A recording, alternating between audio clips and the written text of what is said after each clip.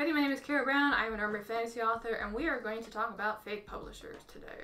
Typically, when I get a request to do a video in regards to the publishing industry or the life of a writer, they come in pretty much once. You know, it's just one request saying, hey, will you talk about this? And I'm like, yeah, sure, whatever works.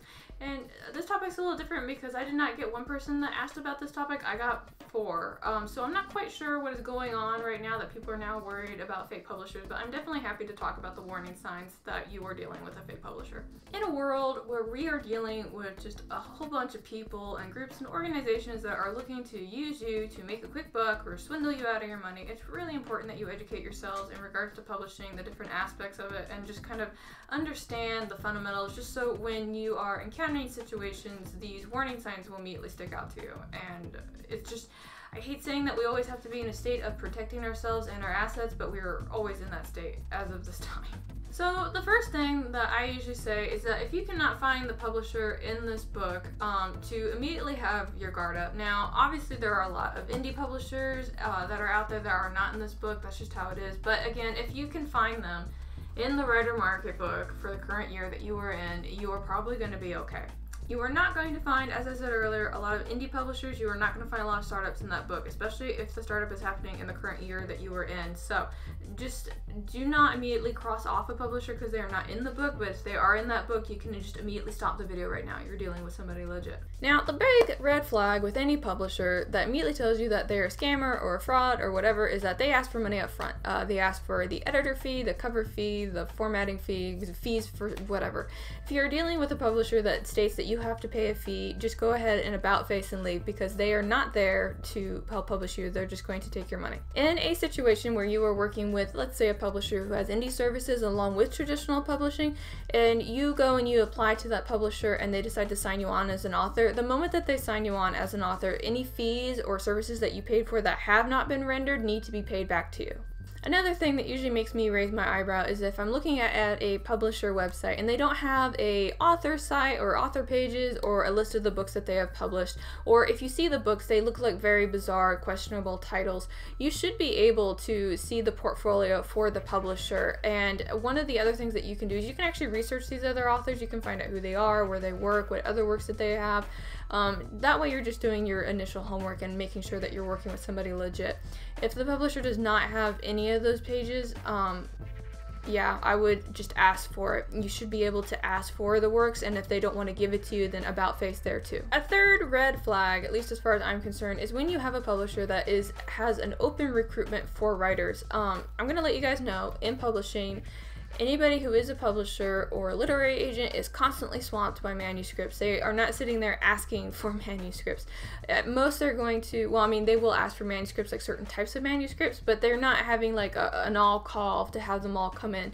A lot of publishers will actually have open windows for the quarter, basically saying like, during this week we are accepting manuscripts, please submit at this time, but they're not going to have anything going out saying we need writers and we need them right now. The fourth flag that I typically see, and it's always the dead giveaway for me, is when I see a publisher name and it looks suspiciously like a different publisher name. I'm sitting here trying to think of a ridiculous example, but I'll just use the little LLC that I made when I was initially going to self-publish. So I made an LLC, and the LLC is called Book Raptor LLC, right? That was originally what I was going to self-publish my book under. Now, if somebody, like, let's say that my LLC was doing really well, right? And I had multiple books and things were doing really well. Well, somebody would look at my Book Raptor LLC and they would be like, I really like that name, and I would really like that fan base to actually come and see that I am that person, but I don't want to like get caught legally for that. So what I'm going to do is, instead of Book Raptor LLC, I'm just going to change it to Book Raptor Inc. And it's just little tiny changes like that.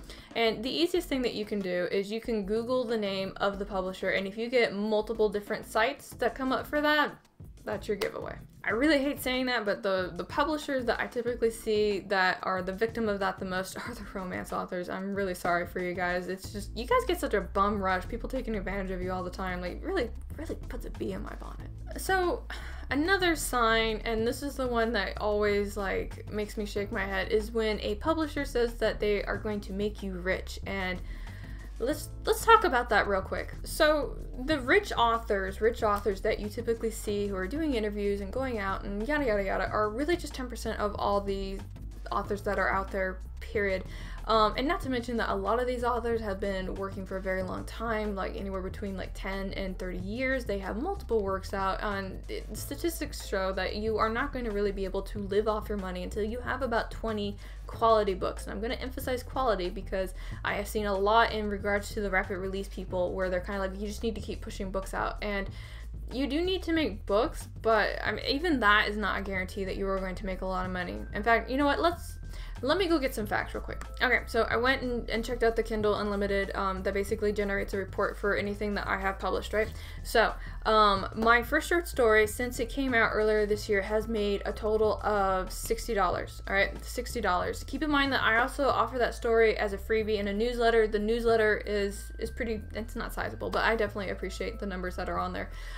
So those are not counting that. So these are people who decide to go buy it, and keep in mind I also priced this at 99 cents because I want it to be something that people are enticed to purchase, right? I also have it available for free on Kindle Unlimited, all right? So I'm not counting those pages at all. And then the second short story that came out like a little over a month ago has made me $30, okay? So in grand total, I have made, since I have started publishing, $90.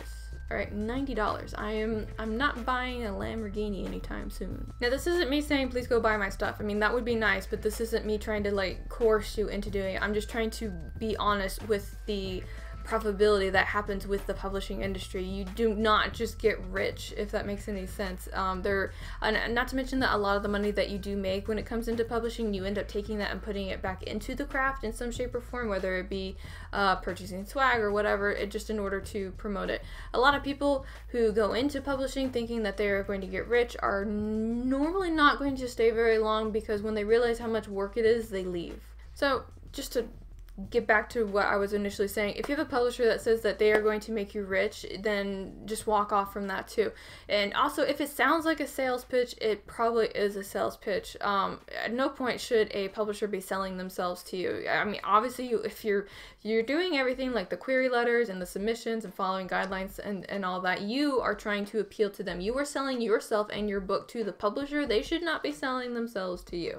Another thing, and this is just a Caro thing, another thing that usually is a big red flag for me is if I go and I type in their name and I only get like not very many results, or at least not many results relating to them. There was one publisher that I was looking at, and when I typed in the name of their organization, literally only 2 links came up, and then everything else was just kind of like a weird mishmash of words, because obviously Google's trying to generate search results. And a publisher should obviously have their main page, then they should have some kind of like social media that they are active on. And if they have the pages, like if they have like Instagram and Twitter and a Facebook and they look suspiciously empty, then I would tread that with a little bit of caution, because it's really important to be available and to be out there and to be searchable. And if a publisher is not searchable, that's very strange for me. And again, that's why I say it's a Caro thing. You should be able to look up these people and find not only the company, but you should be able to find the individuals who are running the company, and you should be able to find their credentials as well. I feel like I should talk about that. If you have a publisher that with a group of people that are not actually qualified to be running the publishing, you should probably think about that. The very last one, and I save this for last because it's actually my favorite. Let's say that you do go and you Google it and you go look it up and you find them on Writer Beware. Writer Beware, for those of you that don't know, is a website that basically is made to protect writers and other publishers from other people in the industry. And I've checked them out for reasons, but when they post something, they don't just post it. It's not like some weird gossip site where people come and bitch at each other about somebody they don't like. The way that they work is that if you have an issue with a publisher or another professional in publishing, you can go and talk to them, and they will always ask for receipts or screenshots or some kind of proof, so that way when they put the stuff up there, it is credible. So if you go and you find that the publisher or a literary agent or some individual that you're working with in the industry just happens to be on this website, yeah. So those are the really big reasons, and those are the big warning signs to look out for. Obviously, there's some smaller things like, you go to the website and it's got like typos, or it looks suspiciously like somebody else's website. And not in a we follow this template kind of way, like the wording is almost identical kind of situation. And again, these are just the major ones that I know of, and typically what I tell people to look out for if they are starting to apply to somewhere and they're just not sure about it. Now, obviously, I am not the only one that has applied or researched publishers. I know that there are many of you in my community that have done that as well. So if you have an experience where you saw a publisher and you saw blaring red flags and I did not cover it, please feel free to share that below. I'm a really big advocate on people being able to educate themselves in order to protect themselves. As I said at the beginning of the video, there are lots of people who are out there who are looking to take advantage of us so that way they can make money off of us or just take our money, period. And I'm not really a big fan of that. Not okay with that at all. So please feel free to leave that comment. Let's talk about that. Now, the question that I have for you is actually going to be off topic. The question I have is that I had an individual who asked me to cover outlining, and I know that I've done a video about this already, but I'm willing to go through it again, and I'm willing to actually give you guys like a screen share of like how I do it and the tools that I use. And since I have 7 days before I actually have to make this video, or rather 5 days because I try to make them in advance. If there is a process in outlining that you would like me to cover or a certain tool that you would like me to review, please leave that comment down below. I know that sometimes when we talk about things, we're kind of talking about from our perspective or we're explaining it in the way that we understand, but if there's something in regards to outlining or software or anything like that involved in that process that you would like me to cover, just put that down there and I will do that for you guys next week. Okay, so I did want to share some author news with you because I do have some nice things that are coming up. So the illustration for my cover is done. I am waiting for the book cover artist person to actually finish doing all the formatting and the lettering for it, and then hopefully I will be able to show you that cover soon. But we are at a point in this where I'm super excited because I can actually start doing pre-orders now, and I'm going to have that link down below. Alright, I'm going to have a link down below. You can do the pre-order. Now, I know some of you had a question who were actually in the newsletter and you got to see the illustration before I'm showing it anywhere else. Because at this point, the only pre-order that is available is the Kindle edition, and the reason that it's only the Kindle is because we have to finish all the final formatting for the manuscript before we can do it for the physical copy. So the physical copy will come. It's going to be a thing. If you do not need the physical copy, then go ahead and pre-order the Kindle. You will get it on August 9th. August 9th is when the book is coming out. If you want to wait for the physical copy, no judgment. I am a physical copy person. As soon as it is available, I will blare it pretty much everywhere and let you guys know that it is a thing. But right now I do want to talk about the giveaway that I'm doing for that. And I'll put the words either here and I'll put them in the description down below so that way you guys have something that you can like actually read to refer back to. I am going to read it off my phone though because this is where I have it. So I am going to do the giveaway for pre-orders, and the way it works is that when you have proof of purchase, you are going to either take a picture of it or a screenshot, and you are going to submit it down to the form that I have below. I'll have this form available on my website as well in case you have trouble finding this this video, so don't worry about that. But here's how this works. Pretty much everybody who enters, everyone who enters is going to get a postcard, a bookmark, a sticker, and of course the chance to win, you know, the other prizes that are coming in. The third prize is going to be, on top of everything else that I just listed, is there's going to be a 12 by 16 print of the cover illustration, which is freaking fantastic. Like, Priscilla Kim did such an amazing job. Like, I was like, oh, it looks gorgeous. I can't wait to share it with you guys. And there will also be a book plate. That's that's there as well. I'm waiting for some of the stuff to come in. Sorry guys, it's just small steps, okay? The second prize is going to be obviously everything that is listed, along with a little, well, it's not little, it's about that big. It's a button. It's for silence because I know everybody loves silence, and it's going to be, it's really cute. I really love it. And then there will also be a mug with either the art or a character on it as well. I'm still trying to work on that. Again, images will come soon.